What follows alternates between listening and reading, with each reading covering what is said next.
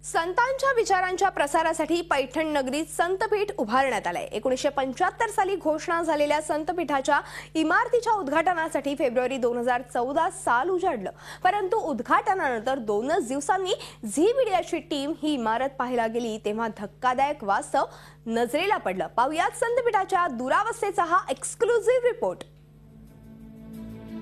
अखेर 39 वर्षाची संतपीठाची प्रतीक्षा 13 फेब्रुवारी 2014 रोजी संपली।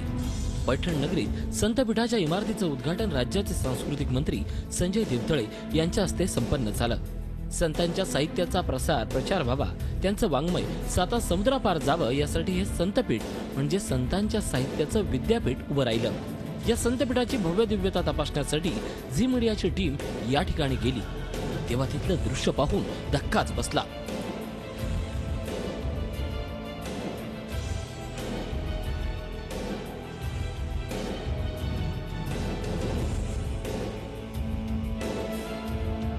उद्घाटनानंतर अवघ्या 2 दिवसानंतरची ही परिस्थिती।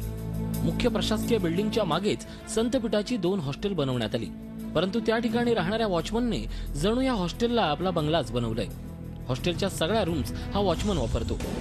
त्याच्या 3ही मुलांसाठी स्वतंत्र रूम, किचन, हॉल, टेरेस असा आलिशान बंगला आयताच या हॉस्टेलच्या रूपाने वॉचमनला मिळालाय। इथे सुरू झालं नाही म्हणजे कोणी येतच नाही का? अधिकारी येते नाही येऊन जाते। आता 2-4 दिवस झाले, 13 तारखेला उद्या जातात। हां, तर त्याचं येऊन जातात। पण लय सब खराब झालं ना, सगळं दुरावस्था झाली सगळी। हां, काही लक्ष देतं कोणीच नाही लक्ष देत। कोण कोण राहतं इथं तुम्ही? आता आम्हीच राहतो। कोण कोण? आई वडील, अच्छा, 2 भाऊ, 2 भाऊ, 1 बहीण। बाकी कोणीच नाही? बाकी कोणी नाही, हात नाही, काय नाही, काय नाही। किती वर्षांपासून? तुम्ही 2 वर्षापासून राहता? हा, मी 2 वर्षापासून। त्याच्या आधी कधी बांधली बिल्डिंग? त्याच्या आधी बांधलेली काय माहित नाही। अच्छा, तुम्हाला नाही माहिती। इथं तुम्ही किती वर्षापासून राहता? आम्ही 4 वर्षापासून। लय हाल झालेत पण आता म्हणजे हा, लय हाल झाले ना? लय हाल झाले। 3 वर्षापूर्वी तर पगारच नाही आता 3 वर्षापासून। हा, ओके ओके। आणि ठेकेदार येत नाही आता? ठेकेदार नाही, आणि बीएनसी वाले पण येत नाही? बीएनसी वाले कोणीच विचारित नाही। फुकट आपल्यालाच बिल्डिंग सांभाळावं लागतं? फुकट सांभाळावं लागते।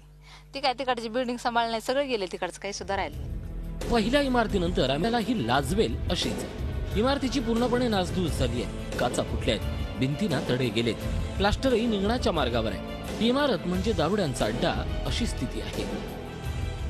सगळीकडे दारूच्या बाटल्यांचा खच, सिगरेटच्या पाकिटांचा ढीग, काही कपडे।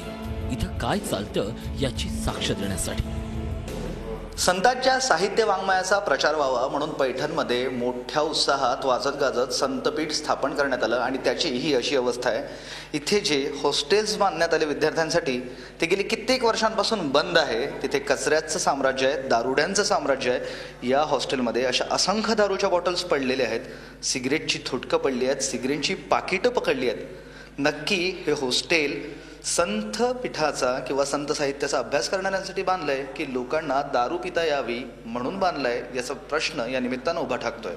संत साहित्य शिकणाऱ्या विद्यार्थ्यांसाठी उभारण्यात आलेल्या पीठाचं आता उद्ध्वस्त पीठ झालंय।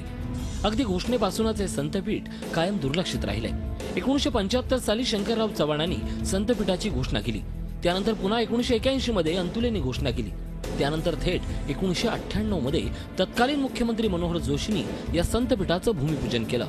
तरीही या ना त्या कारणानं रडत रखडत अखेर 13 फेब्रुवारी 2014ला इमारतीचं उद्घाटन झालं। इतक्या वर्षाच्या प्रवासानंतर आणि प्रतीक्षेनंतरही संतपीठाच्या नशिबी आली ती दुर्दशाच। जसं संतपीठाची स्थापना झाल्यापासून आजपर्यंत मग संतपीठासाठी अनेक खर्च झाले, फक्त शासनातर्फे आकडे म्हणजे लाखात कोटीत गेले, पण एकही आमच्या वाङ्मयाच्या दृष्टीनं, संतांच्या वाङ्मयाच्या दृष्टीनं 1 रुपयाचा नाही, 1 पैशाचा सुद्धा कोणाला त्याच्याशी संबंध आलेला नाही। अर्थातच ते कशासाठी स्थापन झालं हा एक फार मोठा मुद्दा आहे। संतपीठाची अवस्था काय, ज्या वेळेला इलेक्शन येईल त्यावेळेला रंगरंगोटी करायची, साफसफाई करायची, त्याची 500ची बिलं 5000 वर न्यायची आणि उद्याच्या इलेक्शनच्या दृष्टीनं आम्ही संतपीठ स्थापन केलं असं दाखवायचं, दुसरा काय उद्देश आहे? संतपीठाची जी कार्यकारी समिती स्थापन करण्यात आली त्यातील 11 सदस्यांपैकी 7 जणांचा मृत्यू झालाय। उर्वरित 4 जण कुठे असतात कुणालाच माहित नाही। संतपीठाचा अभ्यासक्रम अजून ठरलेला नाही। एकूणच संतपीठाच्या दुर्दैवाचे हे दशावतार निश्चितच महाराष्ट्राच्या गौरवशाली संत परंपरेला खिन्न करणारे आहेत। दुरावस्था खरंच खूप भयावह अशीच आहे आणि या दुरावस्थेचं उद्घाटन राज्यांच्या मंत्र्यांनीच केलेलं आहे। बाळासाहेब थोरात, संजय देवतळे, फौजिया खान, खासदार रावसाहेब दानवे आणि या भागातले आमदार संजय वाकचौरे या सगळ्यांनी मिळून 13 फेब्रुवारी 2014ला या दुरावस्थेचं उद्घाटन केलं. संतपीठ बांधलंय संतांचे विचार, संतांचे साहित्य लोकांपर्यंत पोहोचवण्यासाठी. मात्र त्या विचारांचीच दुरावस्था आता आपण पाहिली. यासाठीच का अट्टहास आणि यासाठीच का इतका मोठा खर्च, हा प्रश्न या निमित्तानं आता निर्माण होतोय. व्हिडिओ जर्नलिस्ट मोहम्मद तौकीफसह मी विशाल करवळे, झी मीडिया, पैठण. झी 24 तास रहा एक पाऊल पुढे.